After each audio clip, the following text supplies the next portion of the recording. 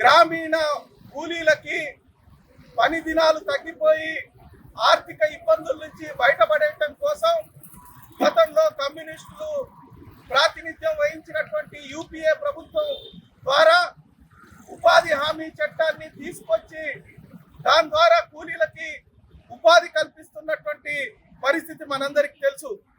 ఈ ఉపాధి హామీ కూలీలకి ఈరోజు 150 రోజులకు పైగా ఉపాధిని కల్పించాలని ఒకవైపు కూలీలు అడుగుతూ ఉంటే దాన్ని 120 రోజులకు మాత్రం పెంచి బడ్జెట్లో ప్రతి సంవత్సరం నిధుల్ని కోత విధిస్తూ నరేంద్ర మోడీ ప్రభుత్వం ఈరోజు 60% కేంద్రం 40% రాష్ట్రం భరించాలనేటువంటి ఆలోచనతో చట్టం తీసుకురావడం జరిగింది.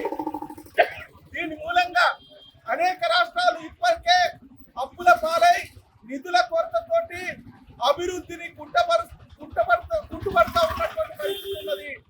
ఈ 60% 40% నిధుల పేరుతోటి రాబోయే కాలంలో గ్రామీణ ప్రాంతంలో ఉన్నటువంటి పేదలకి ఉపాధి దెబ్బతిని ఆర్థికంగా మరింత చిక్కిపోయేటువంటి పరిస్థితి ఉన్నది.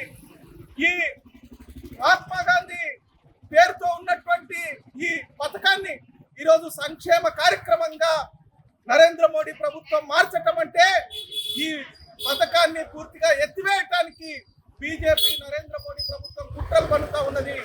ప్రధానంగా ఆదాని అంబానీ లాంటి పెద్ద పెద్ద కార్పొరేట్ కంపెనీలకి లక్షల కోట్ల రూపాయలు కట్టబెడుతున్నటువంటి నరేంద్ర మోడీ ప్రభుత్వం పేదలకు మాత్రం ఉపాధి చూపించడానికి నిధుల్ని పెంచకుండా ఈ పథకాన్ని ఎత్తేయటం దుర్మార్గం.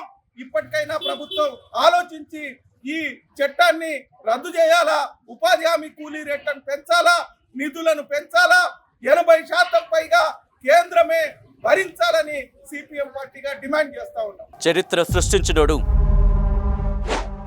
ఇప్పుడు ఆ చరిత్రని తిరగరాయబోతున్నాడు.